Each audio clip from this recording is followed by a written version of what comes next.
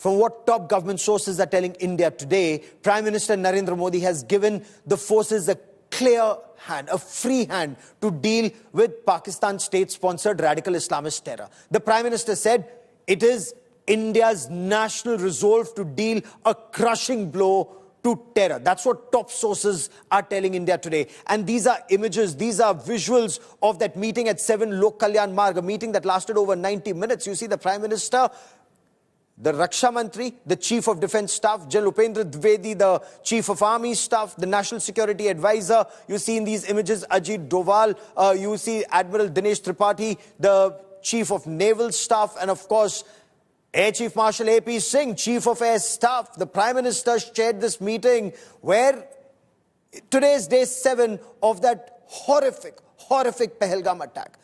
This is where those Pakistani terrorists, they singled out those tourists, asked them their names, found out those who were Hindus, those who could not recite the Kalma, they were shot dead at point-blank range. And that's actually shaken the conscience of the nation. Only a state sponsor of radical Islamist terror like Pakistan, and that too when the army chief of that country is a radical Islamist himself, the manner in which he speaks, and not just then, but even subsequently, General Asim Munir, for his personal survival is what sources tell India today, he carried out this, he ordered this strike on India. But if you look at the Prime Minister's expression, his resolve and the resolve of the armed forces, the state sponsors of radical Islamist terror will be taught a lesson, and perhaps a lesson that they hadn't even thought of. And some of it has started happening. A lot more needs to happen in the days, weeks. How long will it take? We still do not know, because this meeting, we can tell you, lasted about 90 minutes. It's been an assessment of the situation on ground. The Prime Minister spoke of the need to crush this terror.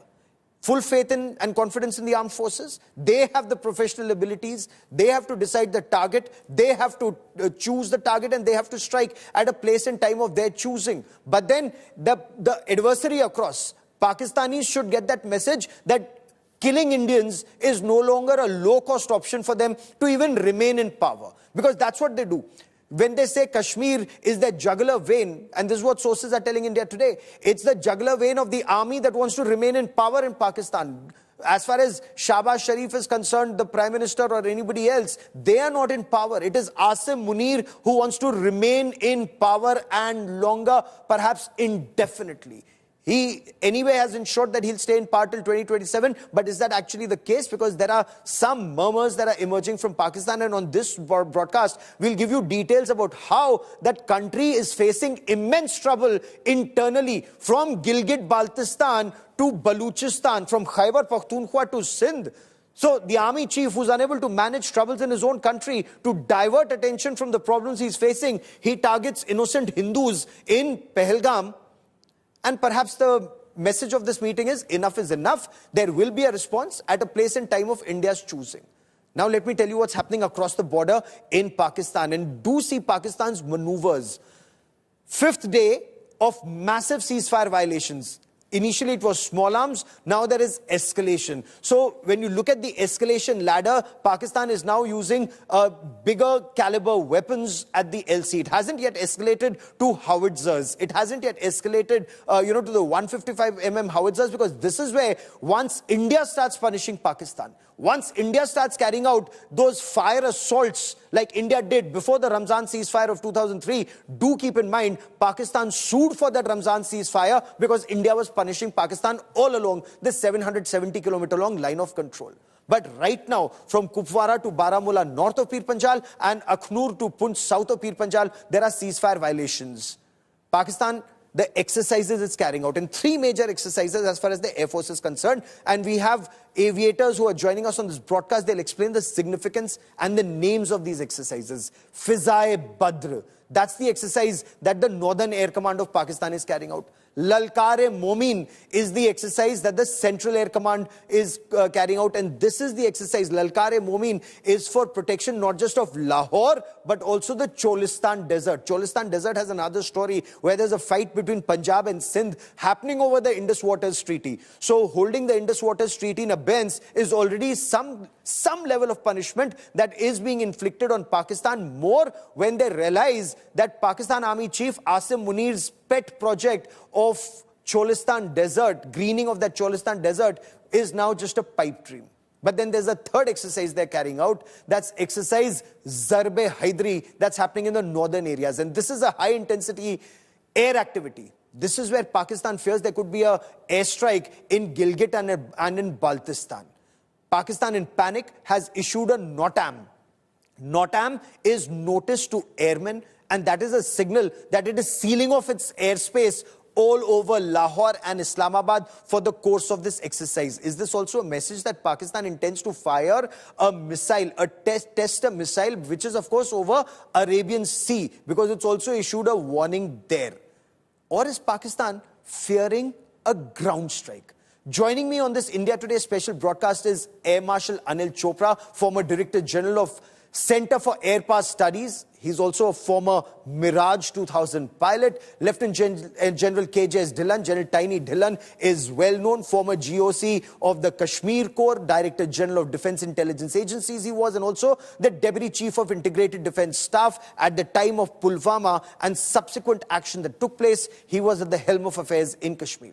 Vice Admiral Shekhar Sinha is former Flag Officer Commanding-in-Chief of Indian Navy's Western Naval Command. He's a naval aviator himself. And of course, Tilak Deveshar is former member of the National Security Advisory Board. He's former Special Secretary of the Research and Analysis Wing, and someone who knows Pakistan like the back of his hand. And he understands the mindset. Our experts understand the Pakistani mindset. And that is why defeating the enemy in his mind, equally important, if not more, before defeating him on ground. You couldn't forget a better panel.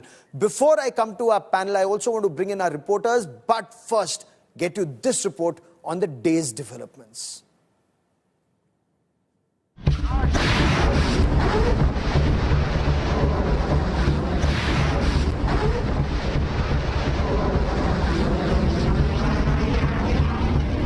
The BrahMos supersonic anti-ship and anti-surface cruise missiles being launched in the Arabian Sea.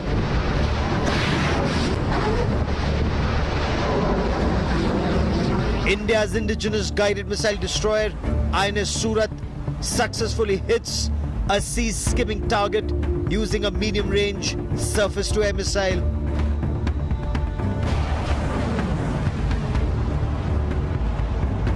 A public display of these precision offensive weapons is making Pakistan very nervous.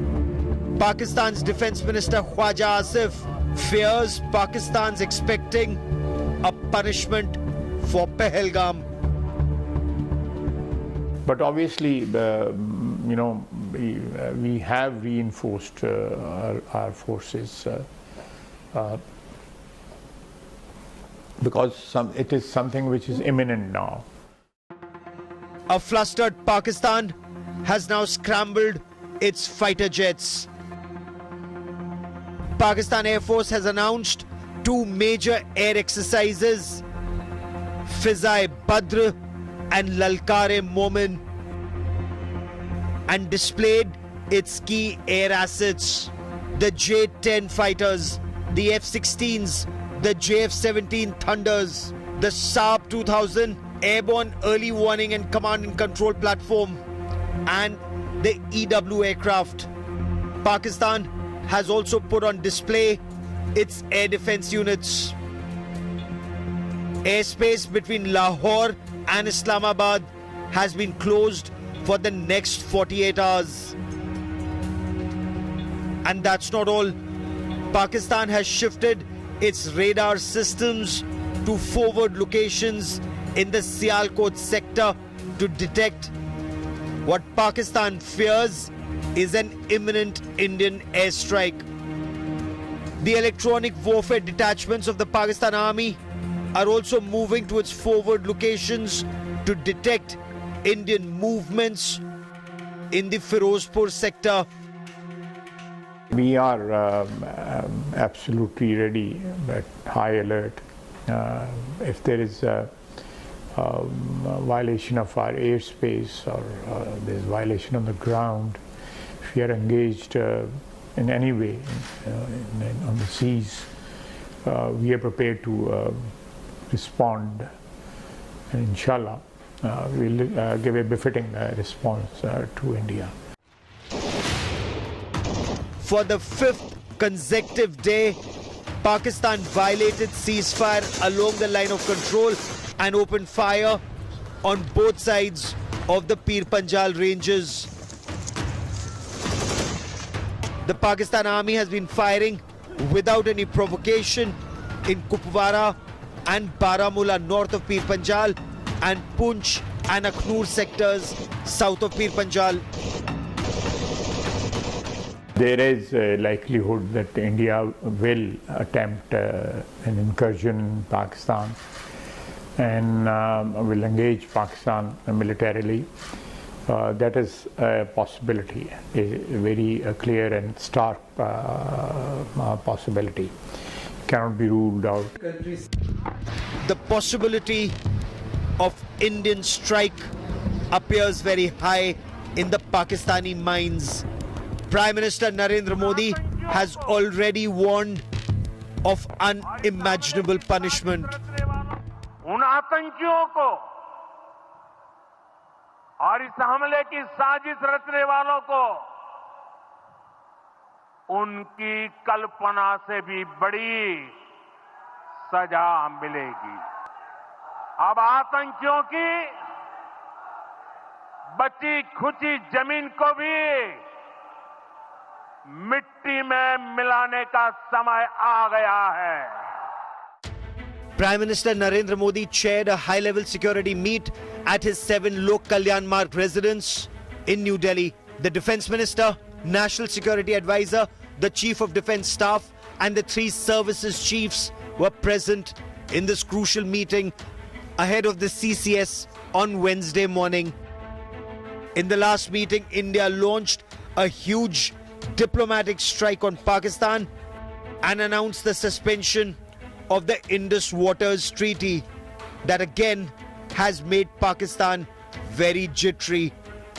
What will India's next move be remains the big question.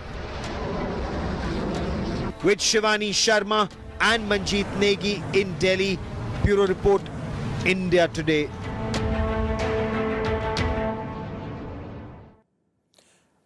Are we to understand Pakistan is on tenterhooks? Are we also to understand that something is imminent?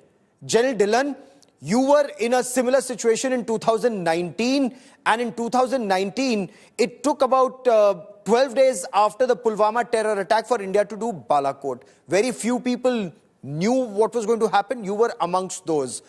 What do you make of the Prime Minister's meeting right now with the NSA, the CDS, with RM, with Raksha Mantri and the 3 service chiefs, sir?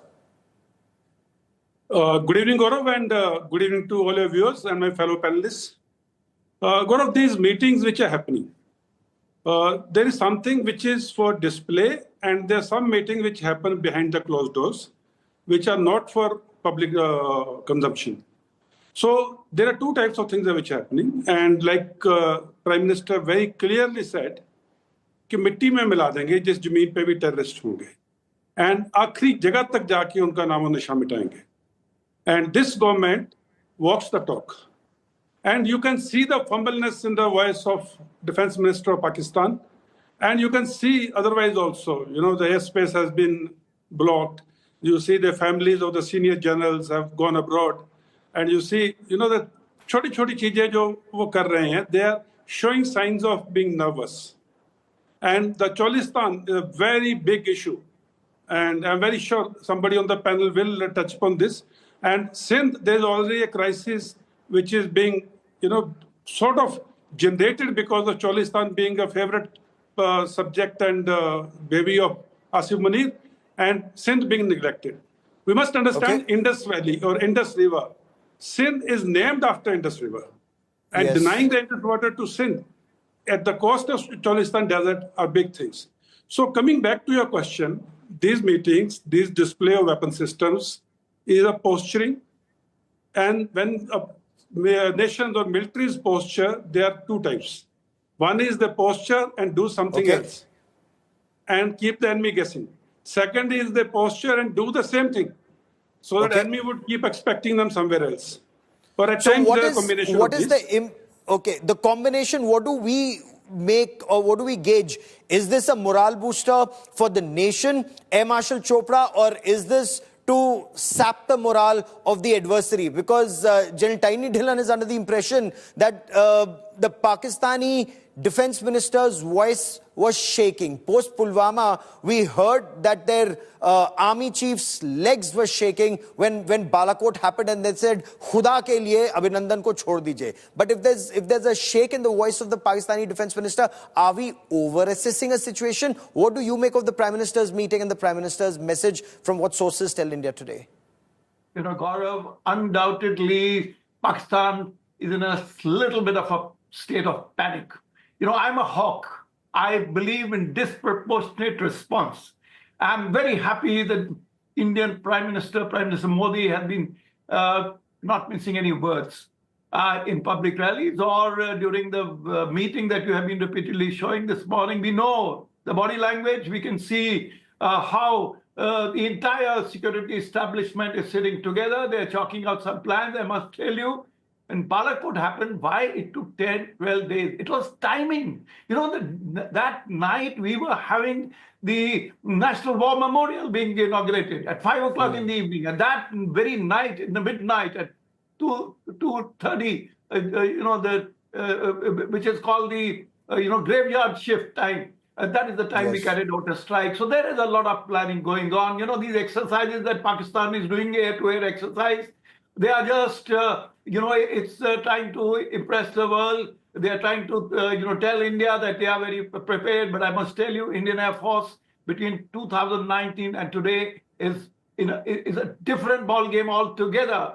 We have the Naval, we have the S-400, we have, upgraded Mirage 2000 and MiG-29s, we have Su-30, we have got large quantity of BrahMos, we have got cruise missiles, we have got the Scalp, we have got a lot of variety. So firstly, I want to tell the nation that Indian Air Force and Indian Army and the Navy are much, much better off to take on any eventuality. Of course, it will be a political decision. I'm not trying to say that the war is going to start, but the pressure on the LOC has to increase, which has already started. It's not that only Pakistan is, letting go some firing. I'm sure Indian Army is doing no less or should be doing much more. And remember, Pakistan will run out of ammunition much faster. The economy is in absolute trouble. So therefore, whatever decisions we take, and I'll tell you, many times I'm reading in newspapers, PL-12 and PL-15 missiles. I must tell you, PL-12 missile has got a range of less than 100 kilometers. The Meteor has 180 kilometers range. Even if PL-15 is available with the J-10CE, it will be the export version, which is the PL-15E. And the PL-15E has got a range of less than 140 kilometers. So the point I'm making is that Indian Armed Forces are much better position. And the Indian Armed Forces are much better prepared, you say, in a much better position to inflict pain. And I'm sure Admiral Sinha, Asim Munir, he may be a radical Islamist, as a chief, and the way he names his exercise, which we shall discuss subsequently. But then he must have wargamed all of this, and yet he did the attack on Pahalgam. Yet, and this time the change perhaps is that India is not saying it was a Lashkar-e-Taiba or a Jaish-e-Mohammed or a Hizbul Mujahideen or non-state actors or semi-state actors. It's directly Asim Munir and Pakistan Army is what sources are telling India today. Admiral Sinha, what do you make of the exercises that Pakistan is carrying out? What do you make of the Prime Minister's message to the armed forces, the body language of the three chiefs, the CDS, RM, and of course NSA? Gaurav, thank you for having me on your program. There are two aspects to what the Prime Minister has been saying, and I'm sure that he would have repeated. If you hear his speech very carefully, there are two aspects. One is a tactical move and one is a strategic move. The tactical move is that there should be some visible punishment to Pakistan establishment. And strategic move is a slightly longer term, which may take a little bit of time. Because when he says, terror की जमीन को मिट्टी में मिला दूंगा. So that's really a little long term, and I'm sure that he means business. Now this time, my sense is that what he must have said, that just go ahead and do the visible part, not the invisible part. Visible part for two reasons. One is that the expectation of our public is rising, and Prime Minister has made a public statement. Now, where will this attack come from? In what form it will come? I think we'll have to wait for the time to come, because it's very difficult to guess it now. And the second one, I really don't believe that there is a terror group. The biggest terrorist group in Pakistan is the army. Yes. And that has to be eliminated. I really don't believe that, there are all sort of, field agents of the Pakistan Army and the ISI. And therefore, removing them is a little long job. So you hear the voice of the Defense Minister of Pakistan. It's a very clear indication that there is a fair amount of nervousness going on. And a lot of, General Dhillon has just mentioned what he has mentioned, and I quite agree with him. Having had the honor of serving in the IDS for a fairly long time, it is a fact that a lot of things are done to make an impact. And why Pakistan is doing all this, it is not because they are very ready. Yes, they must be ready because they're expecting an attack. But it is also for their audience to tell them that, look, we are not behind. If Indian Army, Indian Air Force and Indian Navy is doing some preparation, so are we. We are ready. No, and the kind of names... The kind of names they're keeping for the exercises, Admiral Sinha, Lalkare Momin or Fizai Badr, drawing a parallel with the Battle of Badr, in Islam, is seen as something which is very pious. So, and when you hear Asim Munir says only two countries have been formed on the name of Kalma. One is the Islamic empire, on the orders of Prophet Muhammad, peace be upon him. And of course, the other, he says, is Pakistan. So he's comparing himself to what Prophet Muhammad, the PBUH, did and what's happening right now. So is he like one of those radical Islamists, and a radical Islamist with a nuke could be a cause for grave concern? Are we to understand Navy this time will have a bigger role to play? No, you are absolutely right.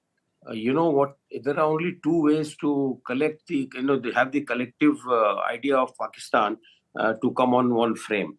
And that is Islam, right? That's the only thing which unites the whole country. And it is often repeated anytime that the Pakistani establishment wants people to forget about everything else and come round together to support the armed forces, on the name of Islam. So that is that. Navy's role... Yesterday, I had mentioned on some channel, I think it was your channel probably, that, the Navy has the flexibility of shifting the entire theater of action to a different place from where the enemy is expecting. We have a lot of freedom of movement. The Navy can move fast, 600, 700 kilometers in, 24 hours. And therefore, let the Pakistanis imagine what they are imagining. And the Navy might just do an attack from a different direction, from a different place. And doesn't have to do a very high-intensity attack. Even a small attack can really put them off. So I think that Navy does have a role to play. If you were to do an attack, and I want to welcome Tilak Deveshar, former Special Secretary of RAW, joining us on this broadcast. Sir, welcome. Before I come to you, I want to come back to General Dhillon on whether... Once we do a strike and they do a retaliatory strike, it's 1-1. I mean, we may have destroyed that terror training camp at Balakot, but Pakistan did do a swift retort and claim that they were in a position to strike our brigade headquarters, and they chose not to, even though my sources told me that they'd fired close to 50 missiles and did not succeed, air-to-air and some air-to-ground, and they did not succeed in hitting a single target, except, of course, Winko Abhinandan's aircraft then. But I want to understand from you, if it was a repeat of, we hit once and they hit once, and we do a surgical strike and they say nothing happened, then do we still have that moral superiority and ascendancy in the battle? This time it has to be something bigger. Yeah, Gaurav, this time it has to be bigger. It has to be different than the last two strikes. One was the pure military army strike after Uri, and one was the pure Air Force strike after Pulwama. Now, this time, one thing which is now again emerging is, this is the first time, at least we have come to know who is the Defense Minister of Pakistan. Otherwise, the defense minister of Pakistan was a non-descript appointment. And now Asif Munir is not coming in the front. He is not coming on the TV channels. He is not making statements. Now suddenly the defense minister has come forward. And the point which you made, is he capable of striking back? Yes, he would try to strike back at some place to keep his people guessing and happy that I have done it. But one thing which is very clear, the dissimilarity or similarity between the two forces, the war fighting stamina, the point was touched by Admiral Chopra, the war fighting stamina of India is much larger than the Pakistan. So we need to make sure that we keep him engaged so that he finishes all his ammunition. Today's ammunitions are not cheap, they're very expensive, and we know what is his holding. So it is in our favor if we stagger the operations for a longer duration. When I say longer duration, more than one strike. And if Pakistan gives us a reason to do it, then he will be damned. So this very is interesting. where So you say, we have the spirit. Very, very interesting. So you're saying strike, wait for a response, wait for your time, and then strike again. Yes. And then strike again. And again, and continue to strike that state sponsor of radical Islamist terror. Tilak Deveshwar, you understand the Pakistani mind very well. And you understand Asif Munir's mind. What do you make of what the Prime Minister said, what Pakistan is doing, the kind of exercising he's carrying out, the names like Lalkare Momin, Fizai Badr? Is he trying to draw this Muslims versus Hindus in this conflict as far as the Pakistani mind is concerned, sir? Thank you, Gaurav. I think given what the Prime Minister said, in Bihar, he talked about unimaginable consequences and, mitti mein mila denge thing. I don't think so only a terror strike or a strike against a terror target is going to fill the bill. I think it's going to be much more. And, the immediate reaction that came after 24 hours, especially the non-kinetic holding the Indus Water Treaty in abeyance, that is going to have very serious long-term consequences for Pakistan. We all want swift retribution. We want to see attack. We want to see destruction.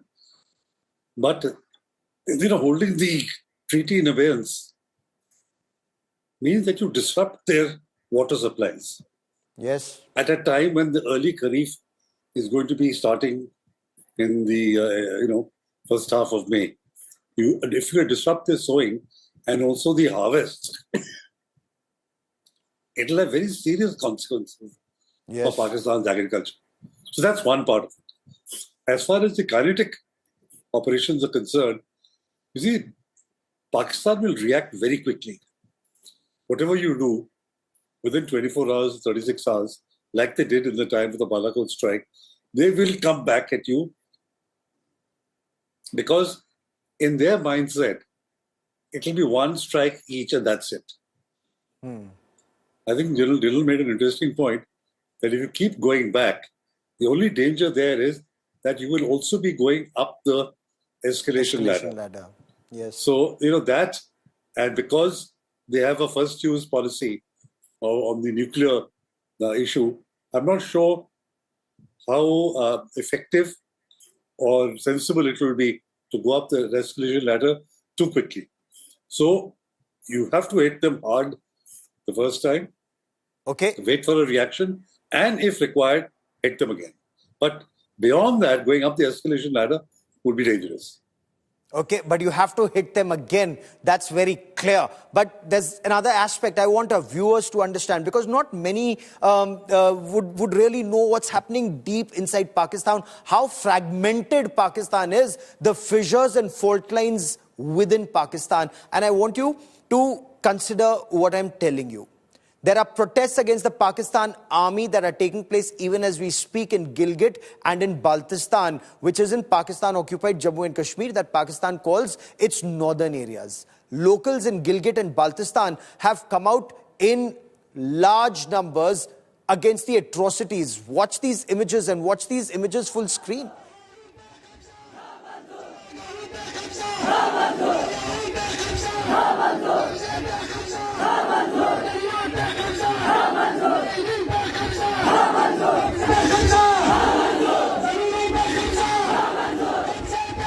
is the population of Gilgit and Baltistan protesting against Pakistan Army's exploitation of minerals and resources, and of course of Gilgit and Baltistan since 1947. They've risen against the exploitation of the resources by the Pakistan Army that's pocketing all the profits from the exploitation of minerals, of resources, of land. And do keep in mind, this is not the first time that there's been an unrest. Of course, this is one of the larger ones in Gilgit and Baltistan. And of course, when you come down to Muzaffarabad in Pakistan-occupied Jammu and Kashmir, where people have been rising for jobs, better housing, electricity, 22-hour-long power cuts out of 24 hours. That is what people in Gilgit and Baltistan and Muzaffarabad are suffering. Apart from human rights violation, there are reports of changing of demographic profile of the region. We want you to know about what's happening there.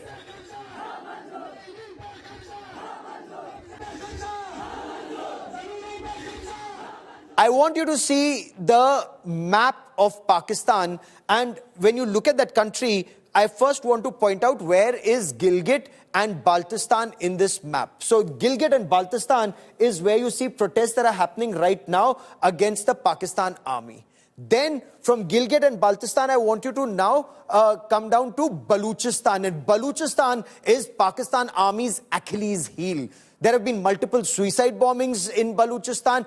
Do remember what has just happened in Baluchistan, and that made headlines across the world, that a train, that Jafar Express, that was taken hostage. Passengers on board were taken hostage. 26 people, we are told, were killed. 18 of them were Pakistan Army officers and soldiers. Then suicide bombings, a spate of suicide bombings by Baluch women, and many of them are doctors and engineers and school teachers, educated women. They've risen against the Pakistan Army occupation peacefully and not so peacefully. You have political leaders in Pakistan who are saying that at least 6 to 8 districts here in Baluchistan are no longer in control of the Pakistan Army at all. They could declare independence and Pakistan could do nothing about it. Let me now take you to Pakistan's second Achilles heel, and this is Khyber and Pakhtunkhwa province, or KPK, or once known as the NWFP, or the Northwest Frontier Province of Pakistan.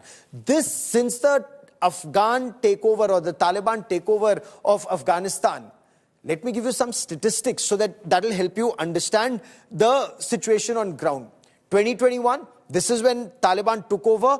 Within months, between August and December, more than 100 people, and these include security forces, armies, local police, state police, central armed police forces there, or paramilitary forces there, killed in clashes between TTP, Tehreek-e-Taliban Pakistan, and Pakistan Army. Point one. Point two, 2022, 280. So this killed. This was 74% of all the casualties that were taking place in Pakistan. In 2023, this number rose to 315. 63% of the 500 deaths. So every year, the number of people dying in Pakistan is increasing. 2024, 200 to 250, because Pakistan is now no longer giving out images or details of the number of people killed. Commentators in Pakistan say the situation is only expected to worsen along this 2,600 kilometer long, and watch this entire Durand line, or the AFPAC border, Afghanistan-Pakistan border, Baluchistan and Khyber Pakhtunkhwa. It's only intensifying the situation there. Pakistan Army is bleeding and hard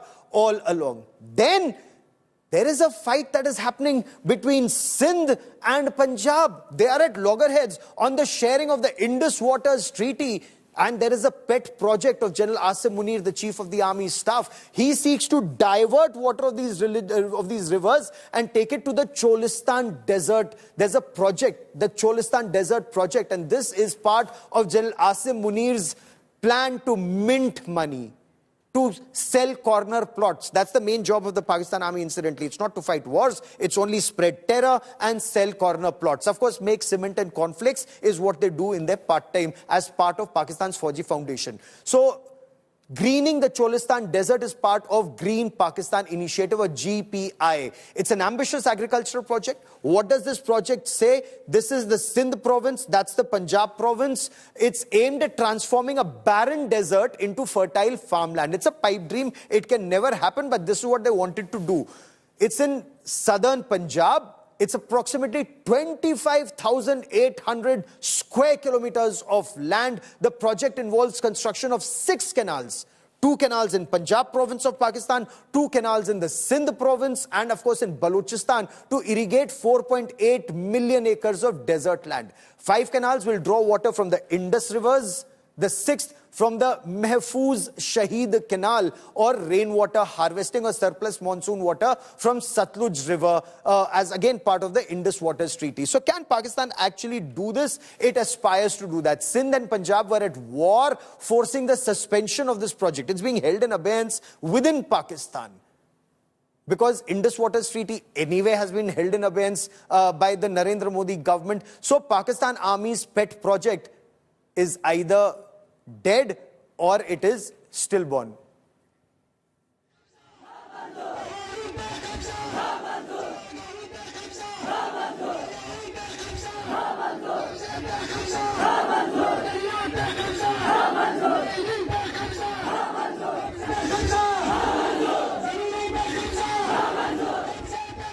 Look at the situation in Khyber Pakhtunkhwa, for example. 295 terror strikes took place in 2024. And watch the number of people who are dying in Khyber Pakhtunkhwa. 295 terror strikes have taken place in 2024. If you were to talk about the major strikes, remember Bannu cantonment terror attack? 8 Pakistani soldiers were killed in Bannu.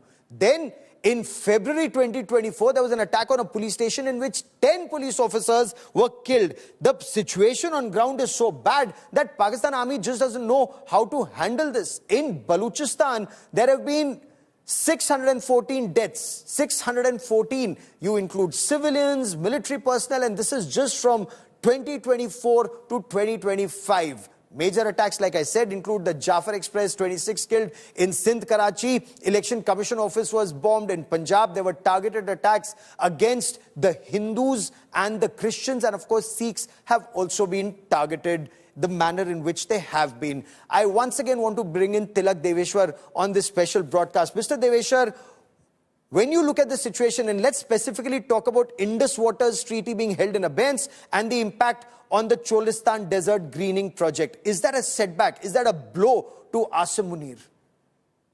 You see, even before the treaty was held in abeyance, it was a setback to Asim Munir because the kind of protests that are taking place in Sindh. In fact, today or yesterday, there are about 7,000 trucks that have blocked the highway, because of this. And they are not satisfied by just saying that the matter will be taken up in the Council of Common Interest. They want a total withdrawal of this Green Pakistan initiative, which was a joint project of the Army and the Chief Minister of Punjab. So because of those protests, the government has been forced to take a pause and to put that entire project on hold. Now, if you top this up with the holding of the Indus Water Treaty in abeyance by India, it further complicates the matter. You see, the importance of the holding it in abeyance is that the water supplies are going to get disrupted. Instead of a regular flow in which India is passing on information on a regular basis about the flows, India is not going to provide any information anymore. And also, like the Jhelum was flooded, then now there's no water in the Jhelum. So, these disruptions, when the crops require water, are something that is going to severely impact Pakistani agriculture. So I think this is going to again then create more tensions between Sindh and Punjab. Yes. So now, General Dhillon, in a situation like this, can Pakistan actually afford to fight India? I fail to understand a country that's literally coming apart at the seams in Gilgit-Baltistan, in Balochistan, in Khyber Pakhtunkhwa, trouble between Sindh and Punjab. Is that the reason why he targeted Pahalgam, so that he could unite the country, all Muslims together against Hindus? Gaurav, in Pakistan, only 2 issues unite everyone together. One is religion, second is Kashmir. And the type of economic, downturn which is happening in Pakistan, their military is in doldrums, you just brought out. They are stretched from KPK, Afghanistan border, Iranian border, Balochistan, Sindh, and also Gilgit-Baltistan. And this time they will have very little forces to be deployed on their eastern borders, that is the border with India, because they are stretched all over. And second thing which I can tell is, this time in the beginning of the program, this point came up that terrorism is not what the terrorists are doing. The main player who is spreading terror in India is Pakistan military. So this time, the targets which will be chosen will be the Pakistan military target, basically to destroy their war fighting capability. Because war fighting capabilities take decades to build. You destroy a war fighting machinery or war fighting equipment or war fighting storage or war fighting, any equipment. That would take years to build, and that would put Pakistan behind in the matrix for a long, long time. So these things are very important. The initiatives taken by the government are not going to be only military options. Diplomatic, some options have already been taken. I always say it is going to be military, diplomatic, political, economic, and some of the options we don't talk. So all this combined together is going to squeeze Pakistan this time, and Pakistan military is going to be the main target. Very interesting you should mention that. And it's not just Asim Munir, it's those 9 corps commanders and their entire military jihad complex. And I don't just mean terror complex. The Pakistan ordnance factories that manufacture the ammunition, the bombs, the missiles, the rocket launchers, the aircraft, all of that. But before I come to that, there's breaking news coming in. I'm coming to Air Marshal Chopra and Admiral Sinha. But before that, there's breaking news coming in. Pakistan is clearly very spooked. It's warmongering. And how? There's a big reaction that's coming in from Pakistan's foreign minister right now. Pakistan's foreign minister is threatening India with war. It's not just their defense minister, but Ishaq Dar, their deputy prime minister and their foreign minister, has threatened India with a certain war if Indus waters are stopped. Ishaq Dar says, we are not in a mood to retaliate, but we have to take our economy forward. If Indus waters are not released, then just hear the words exactly from him. अगर आपने हमारे पानी के साथ कोई गड़बड़ की, ये तो पेपर पे है ना, बहस वही है, तो हम फिर ये एक जंग तस्वर होगी, क्योंकि ये 240 मिलियन लोगों की लाइफ लाइन है, उनकी एग्रीकल्चर, हमें पानी ऑब्वियसली एक बुनियादी जरूरत है हर एक की, तो इसलिए इसमें कोई कॉम्प्रोमाइज नहीं होगा. Air Marshal Chopra, your appreciation of what Ishaq Dar is saying, that if you stop the Indus waters, there will be war. And as Tilak Deveshwar was just telling us, India's already telling Pakistan, one day they stopped water, one day they flooded the Jhelum, or it's just starting. Gaurav, I think it is rhetoric, as have been some of the other speeches in the last few days, primarily aimed at their own public. And therefore, we will get more of these, but we don't have to get worried about this. We must concentrate. I personally am of the opinion, like General Tiny Dillon, that, this escalation ladder that we are all talking about can be highly managed, overrated, as if anything we'll do, they will nuke us. Nothing like that is going to happen. We have got more nuclear warheads. We have got now, multiple warhead capabilities. So I think we should not overplay this. Pakistani nuclear bluff has already been, called out. So therefore, I do believe that we have to do a multi-domain operation. All the 3 services have to act in unison. The 3 chiefs have been put together in that meeting that we have seen. We have to, run a barrage of firing on the LOC. We have to make them run dry. We have to hit the military targets, certainly the near ones. And we can manage the escalation. Surely it's not going to be nobody is going to go nuclear, I promise you, yeah. Okay. In a situation, what you say is very heartening. Admiral Sinha, in a situation that India were to actually implement what we are saying, because there are many who are saying, how long can you hold water? You can't hold it indefinitely. You will have to release water. You don't have the storage capacity. You can't divert the Indus water from Ladakh down to Ganga Nehar. It's just not feasible. So this is an empty threat. Do you think it's an empty threat? If you were to combine India's actions, starting with Indus Waters Treaty, which has never been blocked before or held in abeyance before, and the military actions that are being spoken of, if you were the Red Army chief, if you were the Red Team chief, would you be a concerned man tonight? Now, let me first get back to this Indus water. You know, Prime Minister Modi made a statement in 2016 that this Indus water treaty is absolutely unfair and we need to do something. And since then, the government is not sitting idle. There are already tunnels, already, the diversion methods have already been created. It's just a matter of saying, yes, go ahead and implement.